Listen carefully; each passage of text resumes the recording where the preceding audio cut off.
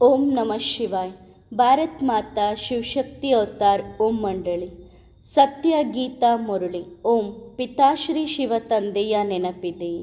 ಮುರಳಿಯ ದಿನಾಂಕ 24/9/2025. ಬೆಳಗಿನ ತರಗತಿ 8/5/1968. ಓಂ ನಮಃ ಶಿವಾಯ. ಪ್ರೀತಿಯ ಮಕ್ಕಳೇ, ನೀವು ಸಂಪೂರ್ಣವಾಗಿ ಶಾಂತಿಯಲ್ಲಿರಬೇಕು. ಬಾಯಿಂದ ಶಿವಶಿವ ಎಂದು ಸಹ ಹೇಳಬಾರದು. ಯಾವುದೇ ತೊಂದರೆಯ ವಿಷಯವಿಲ್ಲ. ಸಂಪೂರ್ಣವಾಗಿ ಸುಲಭವಾಗಿದೆ. ಮಕ್ಕಳು ತುಂಬ ಪ್ರೀತಿಯವರು ಆಗಿದ್ದಾರೆ. ಅದಕ್ಕೆ ತಂದೆಯ ಕಣ್ಣುಗಳ ಬೆಳಕು ಇದ್ದಂತೆ ಎಂದು ಹೇಳುತ್ತಾರೆ. ಬಾಬನೂ ಸಹ ನಾನು ನಿಮ್ಮನ್ನು ನನ್ನ ಕಣ್ಣುಗಳ ಮೇಲೆ ಕೂರಿಸಿಕೊಂಡು ಕರೆದುಕೊಂಡು ಹೋಗುತ್ತೇನೆ ಎಂದು ಹೇಳುತ್ತಾರೆ. ಬೇಹದ್ದಿನ ತಂದೆ ಬೇಹದ್ದಿನ ಮಕ್ಕಳಿಗೆ ವಿವರಿಸುತ್ತಾರೆ. ಬೇಹದ್ದಿನ ತಂದೆ ನಿರಾಕಾರ. ಅವರು ಖಂಡಿತವಾಗಿಯೂ ದೇಹವನ್ನು ತೆಗೆದುಕೊಂಡು ಮಾತ್ರ ವಿವರಿಸಲು ಸಾಧ್ಯ. ತಂದೆಗೆ ದೇಹವಿಲ್ಲದೆ ಯಾವುದೇ ಕೆಲಸ ಆಗಲು ಸಾಧ್ಯವಿಲ್ಲ. ನಾನು ಜ್ಞಾನದ ಸಾಗರ ಎಂದು ಹೇಳುತ್ತಾರೆ. ಆದರೆ ಜ್ಞಾನವನ್ನು ಹೇಗೆ ಹೇಳುತ್ತೇನೆ? ಖಂಡಿತವಾಗಿಯೂ ನಮಗೆ ರಥ ಬೇಕಲ್ಲವೇ? ಕಲ್ಪಕಲ್ಪಕ್ಕೂ ಇವರ ತನುವಿನಲ್ಲಿ ಬಂದು ಮಕ್ಕಳಿಗೆ ವಿವರಿಸುತ್ತೇನೆ. ಮಕ್ಕಳೇ, ನಾನು ಈ ದೇಹದ ಆಧಾರ ತೆಗೆದುಕೊಳ್ಳಬೇಕಾಗುತ್ತದೆ. ದೇಹವಿಲ್ಲದೆ ಯಾವುದೇ ಮಾತುಗಳನ್ನಾಡಲು ಸಾಧ್ಯವಿಲ್ಲ. ನಾವು ಆತ್ಮಗಳ ನಿವಾಸ ಸ್ಥಾನ ತುಂಬ ದೂರವಿದೆ ಎಂದು ಮಕ್ಕಳೂ ಸಹ ಅರ್ಥ ಮಾಡಿಕೊಳ್ಳುತ್ತಾರೆ. ಸೂರ್ಯ ಚಂದ್ರನಿಗಿಂತಲೂ ಆ ಕಡೆ ದೂರದಲ್ಲಿ ಆತ್ಮಗಳ ಮನೆ ಇದೆ. ಈ ಸೂರ್ಯ ಚಂದ್ರರು ಈ ನಾಟಕ ಶಾಲೆಯನ್ನು ಬೆಳಗಿಸುತ್ತಾರೆ. ನಾವು ಆತ್ಮಗಳು ಇವುಗಳಿಗಿಂತಲೂ ತುಂಬ ದೂರದಲ್ಲಿ ವಾಸಿಸುವವರು. ಎಲ್ಲಿ ಸೂರ್ಯ ಚಂದ್ರರು ಇರುವುದಿಲ್ಲ, ನೆರಳಿಲ್ಲ. ಎಷ್ಟು ಸಣ್ಣ ಆತ್ಮ ರಾಕೆಟ್ ಇತ್ಯಾದಿಗಳಿಗಿಂತಲೂ ಆತ್ಮ ವೇಗವಾಗಿದೆ. ವಿಮಾನವನ್ನು ಹೀಗೆ ಮಾಡಿದ್ದಾರೆ, ಅದು ಶಬ್ದಕ್ಕಿಂತಲೂ ವೇಗವಾಗಿ ಹೋಗುತ್ತದೆ ಎಂದು ಬರೆಯುತ್ತಾರೆ. ಆತ್ಮವು ಎಲ್ಲಕ್ಕಿಂತಲೂ ವೇಗವಾಗಿದೆ ಎಂದು ತಂದೆ ವಿವರಿಸುತ್ತಾರೆ. ಆತ್ಮನಿಗಿಂತಲೂ ವೇಗವಾದದ್ದು ಯಾವುದೂ ಇರಲು ಸಾಧ್ಯವಿಲ್ಲ. ಸಂಪೂರ್ಣವಾಗಿ ಆ ಕಡೆ ಹೋಗುತ್ತದೆ. 1 ಸೆಕೆಂಡಿನಲ್ಲಿ ಎಲ್ಲಿಂದ ಎಲ್ಲಿಗೆ ತಲುಪಿಬಿಡುತ್ತದೆ. ಮಕ್ಕಳಿಗೆ ತಮ್ಮ ಮನೆಯ ದಾರಿಯನ್ನು ಸಹ ತಂದೆ ತಿಳಿಸುತ್ತಾರೆ. ನೀವು ಆತ್ಮಗಳಿಗೆ ಈ ಜ್ಞಾನವನ್ನು ಪರಮಾತ್ಮ ತಂದೆ ಕೊಡುತ್ತಿದ್ದಾರೆ. ಆತ್ಮವೇ ಸಂಪೂರ್ಣ ಪಾತ್ರವನ್ನು ಅಭಿನಯಿಸುತ್ತದೆ. ಭಕ್ತಿಯನ್ನು ಸಹ ಆತ್ಮವೇ ಮಾಡುತ್ತದೆ. ಶರೀರದ ಕರ್ಮೇಂದ್ರಿಯಗಳ ಮೂಲಕ ಆತ್ಮವೇ ಓದುತ್ತದೆ. ತಂದೆ ಮಕ್ಕಳಿಗೆ ಮೊದಲು ನಿಮ್ಮನ್ನು ನೀವು ಆತ್ಮವೆಂದು ತಿಳಿದುಕೊಳ್ಳಿರಿ ಮತ್ತು ಎಲ್ಲರೂ ಸಹೋದರ ಸಹೋದರ ಎಂದು ಅರ್ಥ ಮಾಡಿಕೊಳ್ಳಿರಿ ಎಂದು ವಿವರಿಸುತ್ತಾರೆ. ಆತ್ಮಗಳು ಎಲ್ಲರೂ ಸಹೋದರ ಸಹೋದರ ಆಗಿದ್ದೀರಿ ಅಲ್ಲವೇ? ತಂದೆ ಬಂದು ಆತ್ಮಗಳಿಗೆ ಓದಿಸುತ್ತಾರೆ. ಇವರು ಬೇಹದ್ದಿನ ತಂದೆ. ನಿಮ್ಮ ಹದ್ದಿನ ತಂದೆ ಎಷ್ಟು ಪ್ರೀತಿ ಮಾಡುತ್ತಾರೆಯೋ ಅಥವಾ ಸುಖ ಕೊಡುವ ಬಗ್ಗೆ ಯೋಚನೆ ಮಾಡುತ್ತಾರೋ ಅದಕ್ಕಿಂತ ನೀವು ಮಕ್ಕಳನ್ನು ತುಂಬ ಪಾಲನೆ ಮಾಡುತ್ತೇವೆ ಎಂದು ತಿಳಿಸುತ್ತಾರೆ. ಆದ್ದರಿಂದಲೇ ಬಾಬಾ, ನೀವು ಬನ್ನಿ, ನೀವು ಬಂದು ಶಾಂತಿಧಾಮ ಸುಖಧಾಮಕ್ಕೆ ನಮ್ಮನ್ನು ಕರೆದುಕೊಂಡು ಹೋಗಿ ಎಂದು ಮಕ್ಕಳು ಕರೆಯುತ್ತಾರೆ. ಮೊದಲು ನಾವು ಶಾಂತಿಧಾಮದ ನಿವಾಸಿಗಳು ಆಗುತ್ತೇವೆ. ಅಲ್ಲಿಂದ ನಂತರ ಸುಖಧಾಮಕ್ಕೆ ಬರುತ್ತೇವೆ.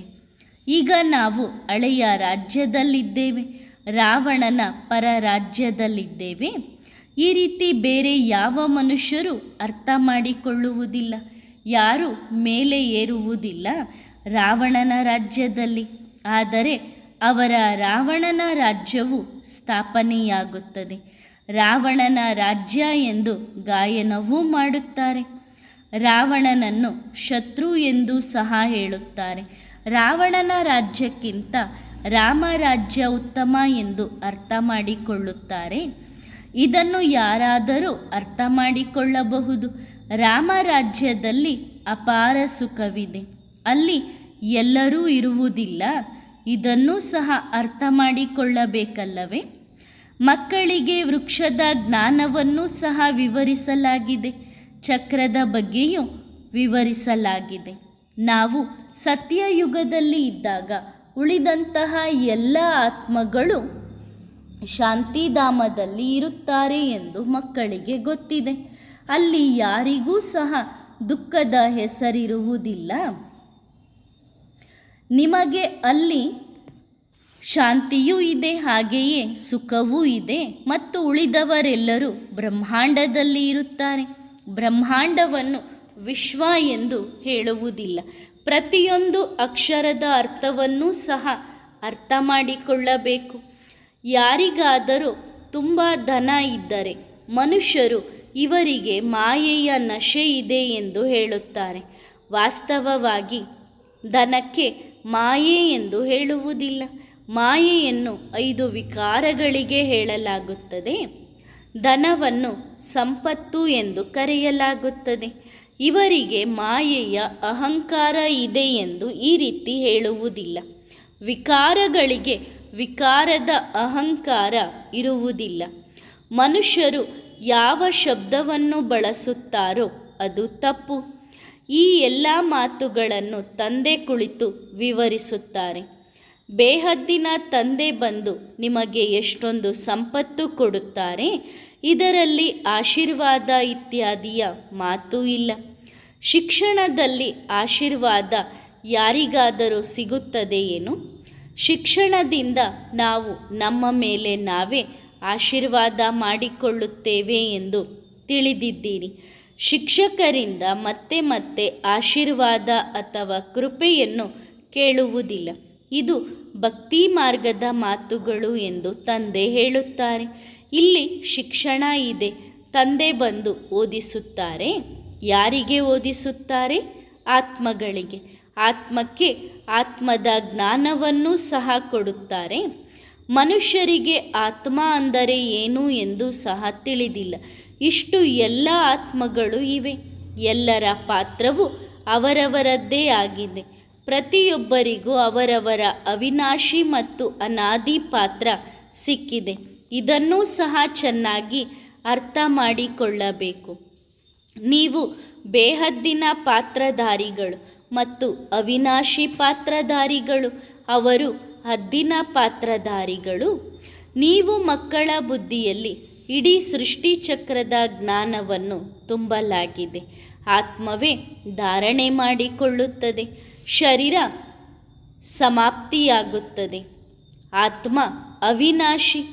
ಆತ್ಮದಲ್ಲಿ ಸಂಪೂರ್ಣ ಪಾತ್ರವಿದೆ. ನೀವು ಈ ಎಲ್ಲ ಹೊಸ ಮಾತುಗಳನ್ನು ಹೊಸ ತಂದೆಯಿಂದ ಕೇಳುತ್ತೀರಿ. ಗೀತೆಯಲ್ಲಿ ಕೃಷ್ಣ ಭಗವಾನು ವಾಚ ಎಂದು ಇದೆ. ನೀವು ನಿರಾಕಾರ ಪರಮಪಿತ ಪರಮಾತ್ಮ ಜ್ಞಾನದ ಸಾಗರ ಶಿವಬಾಬಾ ಅವರಿಂದ ಕೇಳುತ್ತೀರಿ. ಇದು ಶಿವ ಭಗವಾನು ವಾಚ ಹೊರತು ಕೃಷ್ಣ ಭಗವಾನು ವಾಚ ಅಲ್ಲ. ಇದುವೇ ಬಹಳ ದೊಡ್ಡ ತಪ್ಪು. ಭಾರತದವರು ತಮ್ಮ ಶಾಸ್ತ್ರವನ್ನು ತಾವೇ ಖಂಡನೆ ಮಾಡಿದ್ದಾರೆ. ತಾವೇ ಕಪಾಳ ಮೋಕ್ಷ ಮಾಡಿಕೊಂಡು ಕೆಳಗೆ ಬಿದ್ದಿದ್ದಾರೆ. ಇದು ಅತಿ ದೊಡ್ಡ ತಪ್ಪು ಎಂದು ನೀವು ಮಕ್ಕಳು ತಿಳಿದುಕೊಂಡಿದ್ದೀರಿ. ಯಾರು ಎಲ್ಲ ಶಾಸ್ತ್ರಗಳ ಅಪ್ಪ ಅಮ್ಮ ಆಗಿದ್ದಾರೆಯೋ ಅವರನ್ನೇ ಸುಳ್ಳುಗಾರರನ್ನಾಗಿ ಮಾಡಿದ್ದಾರೆ. ಆಗ ಉಳಿದವೆಲ್ಲವೂ ಸಹ ಸುಳ್ಳುಗಾರರಾದರು. ರಚಯಿತನಿಂದ ಆಸ್ತಿ ಸಿಗುತ್ತದೆ, ರಚನೆಯಿಂದ ಸಿಗುವುದಿಲ್ಲ ಎಂದು ಸಹ ತಂದೆ ತಿಳಿಸುತ್ತಾರೆ. ಲೌಕಿಕ ತಂದೆಯೂ ಸಹ ರಚಯಿತ ಆಗಿದ್ದಾರೆ. ಅದಕ್ಕೆ ಮಕ್ಕಳಿಗೆ ಆಸ್ತಿ ಸಿಗುತ್ತದೆ. ಲೌಕಿಕ ತಂದೆಯ ಆಸ್ತಿಯನ್ನು ಮಗ ತೆಗೆದುಕೊಳ್ಳುತ್ತಾನೆ. ಮಗಳು ಮತ್ತೊಬ್ಬರ ಮನೆಗೆ ಹೋಗಿಬಿಡುತ್ತಾಳೆ. ಇಲ್ಲಿ ಬೇಹದ್ದಿನ ತಂದೆ ನೀವು ಎಲ್ಲ ಆತ್ಮಗಳಿಗೆ ನನ್ನಿಂದ ಆಸ್ತಿಯನ್ನು ತೆಗೆದುಕೊಳ್ಳುವ ಹಕ್ಕು ಇದೆ ಎಂದು ಹೇಳುತ್ತಾರೆ. ಇಲ್ಲಿ ಮಗ ಅಥವಾ ಮಗಳ ಪ್ರಶ್ನೆ ಇಲ್ಲ. ನೀವೆಲ್ಲರೂ ಆತ್ಮಗಳು ಆಗಿದ್ದೀರಿ. ತಂದೆಯಿಂದ ಓದುತ್ತಿದ್ದೀರಿ. ಯಾರು ಎಷ್ಟು ಓದುತ್ತಾರೋ ಅದರ ಪ್ರಕಾರ ಭವಿಷ್ಯದ ಪದವಿ ಸಿಗುತ್ತದೆ.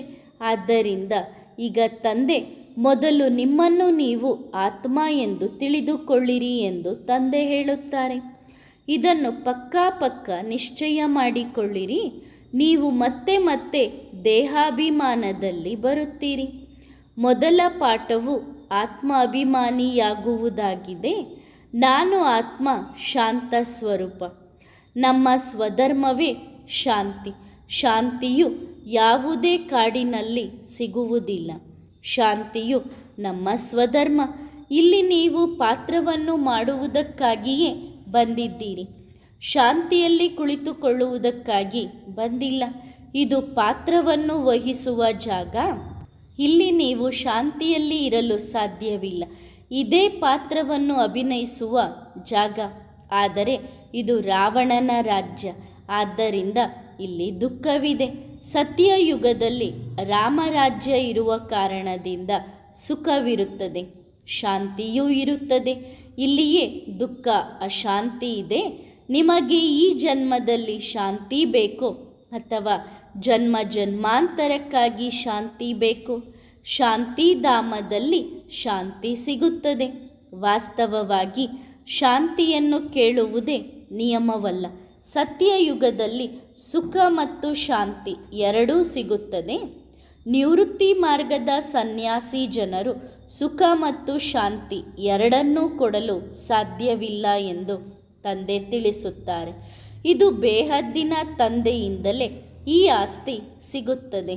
ಪವಿತ್ರತೆಯು ಅವಶ್ಯವಾಗಿ ಇದೆ. ಅದನ್ನು ಸಹ ತಂದೆಯನ್ನು ಬಿಟ್ಟು ಮನುಷ್ಯರು ಮನುಷ್ಯರಿಗೆ ಕೊಡಲು ಸಾಧ್ಯವಿಲ್ಲ. ಪವಿತ್ರತೆಯನ್ನು ಸದ್ಗತಿ ಎಂದು ಕರೆಯಲಾಗುತ್ತದೆ. ಪವಿತ್ರರಾಗುವುದರಿಂದ ನೀವು ಸದ್ಗತಿಗೆ ಹೋಗುತ್ತೀರಿ. ಇಲ್ಲಿ ಕಲಿಯುಗ ಪತಿತ ಜಗತ್ತು ಇದೆ. ಪತಿತ ಜಗತ್ತಿನಲ್ಲಿ ಪತಿತ ಮನುಷ್ಯರೇ ಇರುತ್ತಾರೆ. ಪತಿತ ಜಗತ್ತಿನಲ್ಲಿ ಒಬ್ಬರೂ ಪಾವನರು ಇರಲು ಸಾಧ್ಯವಿಲ್ಲ. ಪಾವನ ಜಗತ್ತೇ ಬೇರೆ ಇದೆ, ಪತಿತ ಜಗತ್ತೇ ಬೇರೆ. ಸ್ವರ್ಗವು ಪಾವನ ಜಗತ್ತು, ನರಕವು ಪತಿತ ಜಗತ್ತು. ಪತಿತ ಜಗತ್ತಿನಲ್ಲಿ ಒಬ್ಬರೂ ಸಹ ಪಾವನರು ಇಲ್ಲ. ಪಾವನ ಜಗತ್ತಿನಲ್ಲಿ ಒಬ್ಬರೂ ಪತಿತರು ಇರಲು ಸಾಧ್ಯವಿಲ್ಲ. ಈ ಎಲ್ಲ ಮಾತುಗಳನ್ನು ತಂದೆಯೇ ನೀವು ಮಕ್ಕಳಿಗೆ ತಿಳಿಸುತ್ತಾರೆ. ಮತ್ತೆ ಈ ಜ್ಞಾನವು ಪ್ರಾಯಲೋಪವಾಗಿ ಬಿಡುತ್ತದೆ. ಬಾಕಿ ಹಿಟ್ಟಿನಲ್ಲಿ ಉಪ್ಪು ಇದ್ದಂತೆ. ಉಪ್ಪು ಇಲ್ಲದಿದ್ದರೆ ರುಚಿಯಾಗುವುದಿಲ್ಲ. ಈ ಜ್ಞಾನವು ರುಚಿಯಿಲ್ಲ ಎಂದು ಅಲ್ಲ. ಭಕ್ತಿಯೂ ಸಹ ಸಿಹಿಯಾಗಿದೆ, ಜ್ಞಾನವೂ ಸಹ ಸಿಹಿಯಾಗಿದೆ. ಭಕ್ತಿಯನ್ನು ನೋಡಿ ಮನುಷ್ಯರಿಗೆ ಎಷ್ಟು ಸಿಹಿಯಾಗಿರುತ್ತದೆ. ಭಕ್ತಿಯ ನಶೆ ಏರಿದರೆ ಭಕ್ತಿಯನ್ನೇ ಮಾಡತೊಡಗುತ್ತಾರೆ. ಸಂಪೂರ್ಣವಾಗಿ ಮಸ್ತ್ ಆಗಿಬಿಡುತ್ತಾರೆ. ಭಕ್ತಿಯಲ್ಲಿ ತುಂಬ ಮೋಹ ಇಟ್ಟುಕೊಳ್ಳುತ್ತಾರೆ. ಭಕ್ತರ ಮಾಲೆಯೂ ಸಹ ಆಗುತ್ತದೆ ಅಲ್ಲವೇ? ಯಾರು ಬಹಳ ಭಕ್ತರಾಗುತ್ತಾರೋ ಅವರಲ್ಲಿ ಉತ್ತಮ ಗುಣಗಳಿರುತ್ತವೆ. ಒಂದು ಭಕ್ತಿ, ಇನ್ನೊಂದು ವಂಚನೆ. ಧಾರ್ಮಿಕ ಬುದ್ಧಿಯವರನ್ನು ಭಕ್ತರು ಎಂದು ಕರೆಯಲಾಗುತ್ತದೆ. ಈಗ ಮೊಟ್ಟ ಮೊದಲು ನೀವು ಆತ್ಮದ ಧರ್ಮದಲ್ಲಿ ಹೋಗುತ್ತೀರಿ. ಆತ್ಮದ ಧರ್ಮ ಶಾಂತಿ. ಆತ್ಮದ ನಿವಾಸ ಸ್ಥಾನವು ಮನೆ, ಮೂಲವತನ. ಸನ್ಯಾಸಿಗಳು ಮನೆಗೆ ತಲುಪಲು ಸಾಧ್ಯವಿಲ್ಲ. ಅವರ ಧರ್ಮವೇ ಬೇರೆ, ನಿವೃತ್ತಿ ಮಾರ್ಗದ ಧರ್ಮ. ಈ ಜ್ಞಾನವು ಇಬ್ಬರಿಗೂ ಇದೆ. ನಿವೃತ್ತಿ ಮಾರ್ಗವೂ ಸಹ ನಾಟಕದಲ್ಲಿ ನಿಗದಿಯಾಗಿದೆ ಎಂದು ತಂದೆ ಹೇಳುತ್ತಾರೆ. ನಾನು ಪ್ರವೃತ್ತಿ ಮಾರ್ಗವನ್ನು ಸ್ಥಾಪನೆ ಮಾಡುತ್ತೇನೆ ಎಂದು ತಂದೆ ಹೇಳುತ್ತಾರೆ. ನಂತರ ಅನೇಕ ರೀತಿಯ ಧರ್ಮಗಳು ಬರುತ್ತವೆ. ಅನೇಕ ಮತಾಂತರಗಳಿವೆ. ಆದ್ದರಿಂದ ಜ್ಞಾನದ ಸೂತ್ರವೇ ಸಂಪೂರ್ಣವಾಗಿ ಗೊಂದಲಕ್ಕೊಳಗಾಗಿದೆ. ಯಾರೂ ತಿಳಿಸಲು ಸಾಧ್ಯವಿಲ್ಲ. ದಿನ ಪ್ರತಿದಿನ ಗೊಂದಲಕ್ಕೊಳಗಾಗುತ್ತಾ ಹೋಗುತ್ತಾರೆ. ಮನುಷ್ಯರ ಮತ ಇದೆ, ಎಷ್ಟೊಂದು ಮತಾಂತರಗಳಿವೆ. ತಂದೆ ಒಂದೇ ಮಾತನ್ನು ತಿಳಿಸುತ್ತಾರೆ. ಈ ಆಟ ಎಷ್ಟು ಅದ್ಭುತವಾಗಿದೆ. ಈ ಸೃಷ್ಟಿಯ ಚಕ್ರದ ಆಯುಷು 5000 ವರ್ಷ. ಸೃಷ್ಟಿಯೂ ಸಹ ಮೊದಲು ಹೊಸದು, ನಂತರ ಹಳೆಯದಾಗುತ್ತದೆ. ಹಾಗಾಗಿ ಅದರ ಆಯುಷು ಸಹ ಅವಶ್ಯವಾಗಿ ಇರಬೇಕು. ಸೃಷ್ಟಿಯ ಆಯಸ್ಸಿನ ಬಗ್ಗೆ ಯಾರಿಗೂ ತಿಳಿದಿಲ್ಲ. ಹೊಸದು ಹಳೆಯದಾಗುತ್ತದೆ, ಹಳೆಯದು ಹೊಸದಾಗುತ್ತದೆ. ಹೊಸದರಲ್ಲಿ ಏನಾಗುತ್ತದೆ, ಹಳೆಯದರಲ್ಲಿ ಏನಾಗುತ್ತದೆ? ಇಂತಹ ವಿಚಾರಗಳು ಯಾವುದೇ ಮನುಷ್ಯರ ಬುದ್ಧಿಯಲ್ಲಿ ಇಲ್ಲ. ಭಕ್ತ ಜನರು ವೇದ ಶಾಸ್ತ್ರ ಇತ್ಯಾದಿಗಳನ್ನು ಓದಿದರೂ ಸಹ ಭಕ್ತಿಗೆ ತುಂಬ ಗೌರವ ಇದೆ. ಅರ್ಧ ಕಲ್ಪ ಭಕ್ತಿ ನಡೆಯುತ್ತದೆ. ಎಷ್ಟೋ ಮನುಷ್ಯರು ದಾನ ಪುಣ್ಯ ಇತ್ಯಾದಿ ಮಾಡುತ್ತಾರೆ. ಎಷ್ಟು ದೊಡ್ಡ ಶಾಸ್ತ್ರಗಳಿವೆ. ಎಲ್ಲ ಶಾಸ್ತ್ರಗಳನ್ನು ತೆಗೆದುಕೊಂಡು ಪರಿಕ್ರಮ ಮಾಡುತ್ತಾರೆ. ಚಿತ್ರಗಳನ್ನು ಸಹ ಎತ್ತುತ್ತಾರೆ. ನಂತರ ಶಾಸ್ತ್ರಗಳನ್ನು ಸಹ ಎತ್ತುತ್ತಾರೆ. ಅವುಗಳ ಮಹಿಮೆಯನ್ನು ಸಹ ಮಾಡುತ್ತಾರೆ. ಗಾಡಿಯಲ್ಲಿ ಶಾಸ್ತ್ರಗಳನ್ನು ಇಟ್ಟುಕೊಂಡು ಮನುಷ್ಯರು ಓಡಿಸುತ್ತಾರೆ. ಈಗ ನೀವೇ ಯೋಚಿಸಿರಿ, ಮನುಷ್ಯರು ದೊಡ್ಡವರು ಅಥವಾ ಶಾಸ್ತ್ರಗಳು ದೊಡ್ಡವು? ಹೇಗೆ ಮನುಷ್ಯರು ಎತ್ತುಗಳಂತೆ ಆಗುತ್ತಾರೆ ಮತ್ತು ಶಾಸ್ತ್ರಗಳನ್ನು ಎತ್ತಿ ಸಾಮಾನುಗಳನ್ನು ಗಾಡಿಯಲ್ಲಿ ಹತ್ತಿಸಿ ಪರಿಕ್ರಮ ಮಾಡುತ್ತಾರೆ. ಶಾಸ್ತ್ರಗಳಿಗೆ ಗೌರವವನ್ನು ಕೊಡುತ್ತಾರೆ. ಇದು ಭಕ್ತಿಯ ಗೌರವ. ಭಕ್ತಿಯು ಅರ್ಧ ಕಲ್ಪ ನಡೆಯುತ್ತದೆ. ಇದು ಜ್ಞಾನದ ಗೌರವ. ಭಕ್ತಿಯ ಗೌರವವನ್ನು ನೀವು ಅರ್ಥ ಮಾಡಿಕೊಂಡಿದ್ದೀರಿ. ಭಕ್ತಿಯಲ್ಲಿ ಕೆಳಗೆ ಇಳಿಯುತ್ತಾ ಕಲೆಗಳು ಕಡಿಮೆಯಾಗುತ್ತದೆ. ಕೆಳಗೆ ಇಳಿಯುವುದು ಅಂದರೆ ದುರ್ಗತಿ. ಈ ಮಾತುಗಳನ್ನು ಮನುಷ್ಯರು ಅರ್ಥ ಮಾಡಿಕೊಳ್ಳುವುದಿಲ್ಲ. ಅವರಿಗೆ ತಮ್ಮದೇ ಆದ ಮತಾಂತರದ ನಶೆ ಏರಿರುತ್ತದೆ. ಶಾಸ್ತ್ರಗಳ ನಶೆ ಎಷ್ಟೊಂದು ಇರುತ್ತದೆ. ಶಾಸ್ತ್ರದ ಬಗ್ಗೆ ಚರ್ಚೆ ಮಾಡುತ್ತಾ ಎಲ್ಲಿಂದ ಎಲ್ಲಿಗೋ ಜಗಳ ಆಡುತ್ತಾರೆ. ಇಲ್ಲಿ ಜಗಳ ಇತ್ಯಾದಿಯ ಮಾತೇ ಇಲ್ಲ. ನೀವು ಸಂಪೂರ್ಣ ಶಾಂತಿಯಲ್ಲಿ ಇರಬೇಕು. ಬಾಯಿಂದ ಶಿವ ಎಂದು ಸಹ ಹೇಳಬಾರದು. ಯಾವುದೇ ತೊಂದರೆಯ ಮಾತಿಲ್ಲ. ಸಂಪೂರ್ಣವಾಗಿ ಸಹಜವಾಗಿದೆ. ನಾನು ನಿಮ್ಮನ್ನು ಕಣ್ಣುಗಳ ಮೇಲೆ ಕೂರಿಸಿಕೊಂಡು ಮನೆಗೆ ಕರೆದುಕೊಂಡು ಹೋಗುತ್ತೇನೆ ಎಂದು ತಂದೆ ಹೇಳುತ್ತಾರೆ. ಮಕ್ಕಳು ತುಂಬ ಪ್ರಿಯ ಆಗಿರುತ್ತಾರೆ. ಅದಕ್ಕೆ ತಂದೆ ನೀವು ಕಣ್ಣುಗಳ ಬೆಳಕು ಇದ್ದಂತೆ ಎಂದು ಹೇಳುತ್ತಾರೆ. ಮಕ್ಕಳಿಗೆ ತುಂಬ ಪ್ರೀತಿ ಮಾಡುತ್ತಾರೆ. ಮಕ್ಕಳು ಇಲ್ಲದೆ ಮನೆ ಖಾಲಿ ಇದೆ ಎಂದು ಅರ್ಥ ಮಾಡಿಕೊಳ್ಳುತ್ತಾರೆ. ಮತ್ತು ನಂತರ ಮನೆಯಲ್ಲಿ ಮಗಳು ಇಲ್ಲ ಅಂದರೆ ಧನ ಬರುವುದಿಲ್ಲ ಎಂದು ಹೇಳುತ್ತಾರೆ. ಮಗಳು ಸಹ ಅವಶ್ಯವಾಗಿ ಬೇಕು. ನಂತರ ಅವರ ಪಾಲನೆಯನ್ನು ಸಹ ಚೆನ್ನಾಗಿ ಮಾಡುತ್ತಾರೆ. ಈಗ ನೀವು ಮಕ್ಕಳಿಗೆ ಬೇಹದ್ದಿನ ತಂದೆ ತಾಯಿಯ ಪಾಲನೆ ಬೇಕು ಎಂದು ಗೊತ್ತಿದೆ. ಜಗದಂಬೆಯ ಪಾಲನೆ ಅವಶ್ಯವಾಗಿ ಜಗದಂಬೆ ಬಂದಿರಬೇಕು. ಅವರೇ ಪಾಲನೆ ಮಾಡಿದ್ದಾರೆ. ಅವರ ಯಾದಗಾರ್ ನಂತರ ನಿರ್ಮಾಣವಾಗಿದೆ. ಕಲ್ಕತ್ತಾದಲ್ಲಿ ಕಾಳಿಯ ಮುಂದೆ ಅಮ್ಮ ಅಮ್ಮ ಎಂದು ಹೇಳಿ ಎಷ್ಟು ರಾದ್ಧಾಂತ ಮಾಡುತ್ತಾರೆ ಮತ್ತು ಎಷ್ಟು ಕಾಳಿ ಭಯಾನಕವಾಗಿ ತೋರಿಸಿದ್ದಾರೆ. ಅವಳ ಕೈಯಲ್ಲಿ ಹಿಂಸೆಯ ವಸ್ತುಗಳೇ ಇವೆ. ಅದನ್ನು ಎಷ್ಟು ಮೂಢನಂಬಿಕೆ ಇದೆ ಎಂದು ಕರೆಯಲಾಗುತ್ತದೆ. ಬಲೆ ಕಾಳಿ ಅಮ್ಮ ಈ ರೀತಿ ಇಲ್ಲ. ಕಪ್ಪು ಮತ್ತು ಬಿಳುಪು ಹೇಗೆ ಆಗುತ್ತದೆ ಎಂದು ನೀವು ಮಕ್ಕಳು ಈಗ ತಿಳಿದಿದ್ದೀರಿ. ಆ ಜನರು ಅರ್ಥವನ್ನು ಏನೂ ತಿಳಿದುಕೊಂಡಿಲ್ಲ.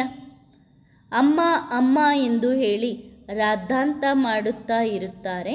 ಏಕೆಂದರೆ ಅವರು ವಿಶ್ವದ ಮಾಲೀಕರನ್ನಾಗಿ ಮಾಡುತ್ತಾರೆ ಅಲ್ಲವೇ? ಆದರೆ ಇದು ಯಾರಿಗೂ ತಿಳಿದಿಲ್ಲ. ನೀವು ಕಾಳಿ ವಿಶ್ವದ ಮಾಲೀಕರನ್ನಾಗಿ ಮಾಡುವವರು ಆಗಿದ್ದೀರಿ. ಅವರನ್ನು ಅಮ್ಮ ಅಮ್ಮ ಎಂದು ಹೇಳುವುದು ಸರಿ, ಆದರೆ ಅರ್ಥವನ್ನು ನೀವು ತಿಳಿಸಬಹುದು. ಲಕ್ಷ್ಮಿಗೆ ಅಮ್ಮ ಎಂದು ಹೇಳುವುದಿಲ್ಲ. ಕಾಳಿ ತಾಯಿ ಈಗ ಇದ್ದಾರೆ. ಅವರು ಮತ್ತೆ ಯಾವಾಗ ಬರುತ್ತಾರೆಂದು ಮನುಷ್ಯರಿಗೆ ಗೊತ್ತಿದೆಯೇನು? ತುಂಬ ಅಂಬೆಯ ಮಂದಿರಗಳಿವೆ. ಮಂದಿರಗಳು ಸಹ ಅವಶ್ಯವಾಗಿ ಎಲ್ಲ ಜಾಗದಲ್ಲಿ ಬೇಕು ಅಲ್ಲವೇ? ಪೂಜೆ ಮಾಡಬೇಕು. ಈಗ ನೀವು ಮಕ್ಕಳು ತಾಯಿಯ ಅರ್ಥವನ್ನು ತಿಳಿದುಕೊಂಡಿದ್ದೀರಿ. ಕಾಳಿ ಮಾತೆ ಬಹಳ ಸರಳವಾಗಿದ್ದಾರೆ, ಆದರೆ ಅಷ್ಟೂ ಅಲ್ಲ. ಹಾಗೂ ಅವರು ಯಾವುದೇ ಹಿಂಸೆಯನ್ನು ಮಾಡುವುದಿಲ್ಲ. ಬಾಂಬೆಯಲ್ಲಿ ತಾಯಿ ದೇವಿಯನ್ನು ಸರಿಯಾಗಿಯೇ ತೋರಿಸಿದ್ದಾರೆ. ಶಾಂತಿಯಲ್ಲಿ ಕೂತಿರುವುದನ್ನು ತೋರಿಸಿದ್ದಾರೆ. ಜಗದಂಬ ಒಬ್ಬರೇ. ಅವರ ಅನೇಕ ಪ್ರಕಾರದ ಚಿತ್ರಗಳನ್ನು ಮಾಡಿದ್ದಾರೆ. ಈಗ ನೀವು ಮಕ್ಕಳಿಗೆ ಗೊತ್ತಿದೆ, ತಾಯಿ ಒಬ್ಬರೇ ಆಗಿದ್ದಾರೆ. ನೀವು ಸಹ ಅವರಿಗೆ ತಾಯಿ ಎಂದು ಕರೆಯುತ್ತೀರಿ. ನನಗೆ ಏನಾದರೂ ತಾಯಿ ಎಂದು ಕರೆಯುತ್ತೀರಿ ಏನು? ಜಗದಂಬೆ ಒಬ್ಬರೇ ಆಗಿದ್ದಾರೆ. ನೀವು ಅವರ ಸಂತಾನ ಆಗಿದ್ದೀರಿ. ಹಾಗಾಗಿ ಭಕ್ತಿ ಮತ್ತು ಜ್ಞಾನದಲ್ಲಿ ರಾತ್ರಿ ಹಗಲಿನ ವ್ಯತ್ಯಾಸವಿದೆ. ಅದನ್ನು ತಂದೆ ತಿಳಿಸುತ್ತಾರೆ. ಬೇರೆ ಯಾರಿಗೂ ಇದು ಗೊತ್ತಿಲ್ಲ. ಮನುಷ್ಯರನ್ನು ಎಂದಿಗೂ ಜ್ಞಾನದ ಸಾಗರ ಎಂದು ಕರೆಯಲು ಸಾಧ್ಯವಿಲ್ಲ. ಸನ್ಯಾಸಿಗಳನ್ನು ಸರ್ವಶಕ್ತಿವಂತರು ಎಂದು ಹೇಳಲು ಸಾಧ್ಯವಿಲ್ಲ. ಬಲೆ ಶಾಸ್ತ್ರಗಳ ಅಧಿಕಾರಿ ಅವರು ಆಗಿದ್ದಾರೆ. ತುಂಬ ವೇದ, ಶಾಸ್ತ್ರ ಇತ್ಯಾದಿಗಳನ್ನು ಓದುವವರನ್ನು ಅದರ ಅಧಿಕಾರಿ ಎಂದು ಹೇಳುತ್ತಾರೆ.